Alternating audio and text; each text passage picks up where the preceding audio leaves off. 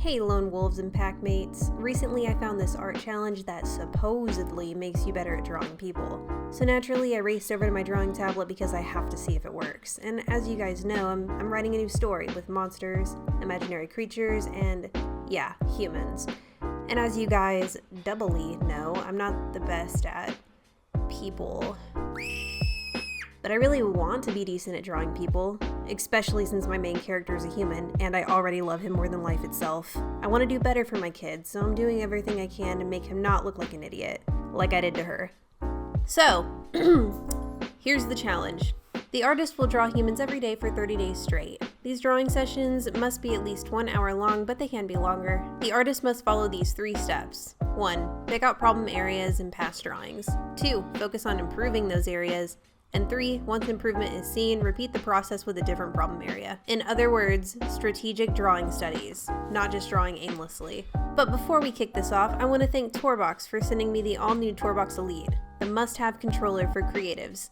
This Bluetooth-enabled device connects wirelessly to your computer, keeping your workstation neat but effective. Just like the TourBox Neo, the Elite has tons of knobs and buttons, all fully customizable so your fave shortcuts are always at your fingertips. It basically makes your keyboard obsolete, which was a godsend for me.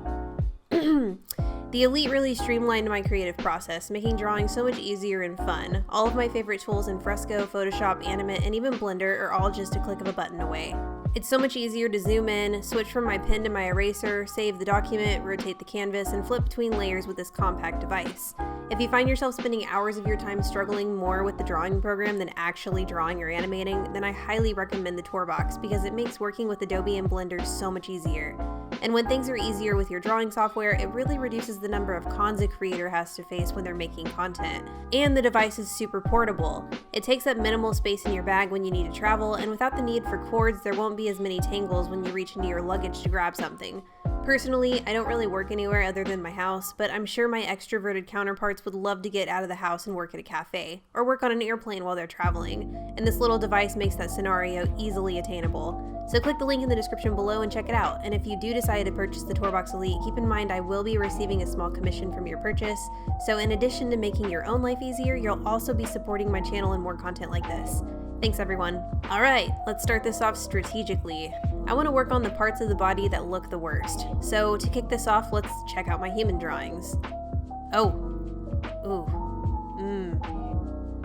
Yep, this might be tougher than I thought. Do you know what sticks out to me though? The legs. They're funky. So let's start there.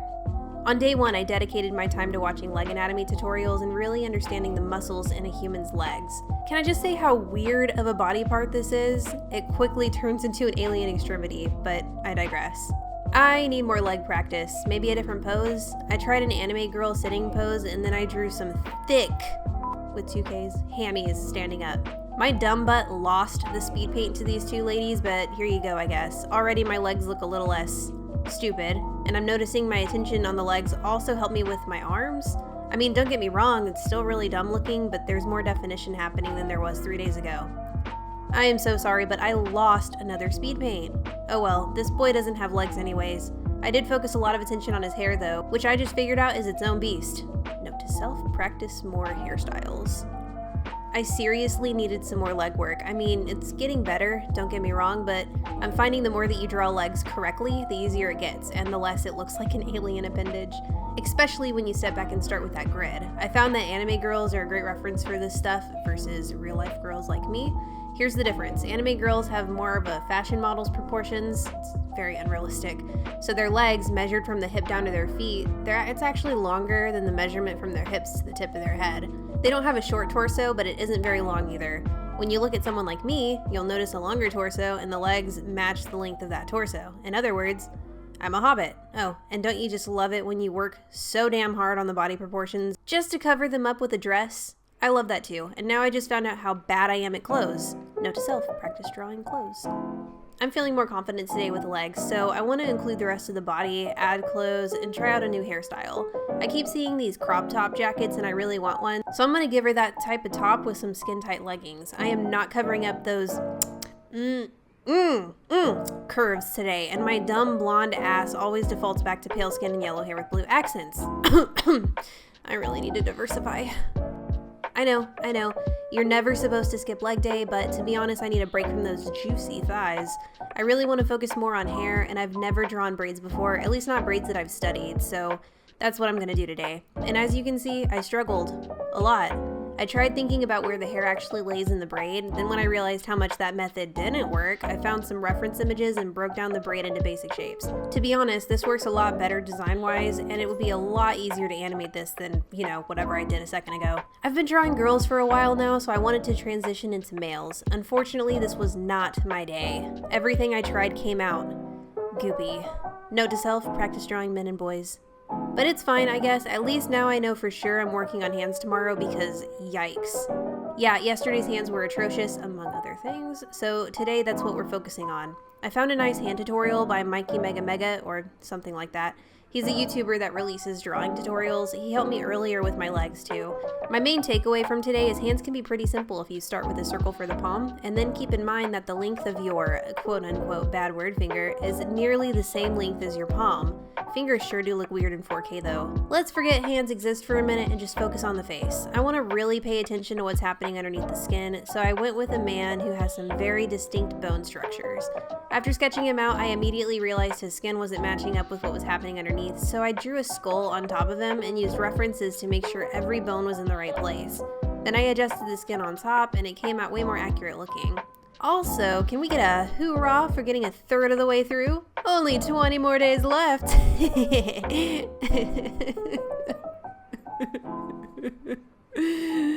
Looking back on older drawings, I clearly need to give some attention to arms and shoulders. So for the next 2 days, I studied arm proportions and how they connected to the upper torso. And like anything else, it's important to understand the way they rotate and move. So on day 12, I tried sketching where the arms are nearly inverted above your head. This made me realize how little I understand the arms and what's actually happening underneath the skin. Thanks again to Mikey Mega Mega for creating the tutorial that helped me understand arms and shoulders. I needed a chance to put together everything I practiced so far. So I found a nice pose online for reference and sketched out a sitting position where she's leaning up against a tree. Looking back at the final sketch, I think there are still a lot of proportion issues at this stage. It's crazy how easy it can be to mess up these figure drawings.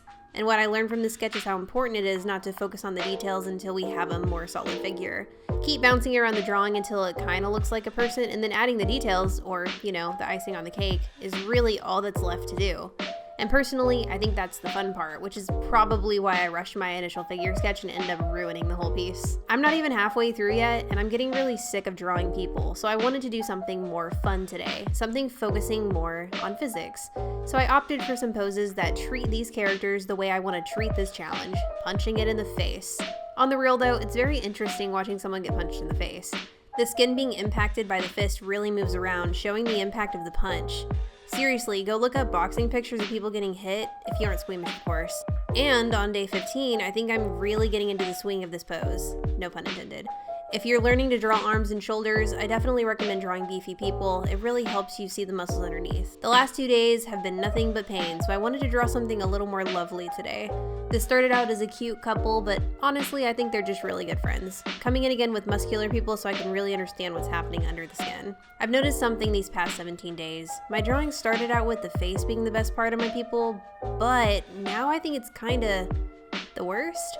I don't know what that says about my progress, but I can't let my faces fall behind. So I went back to Mikey Mega Mega to draw some cute anime girl faces. I probably need to practice these in the coming days.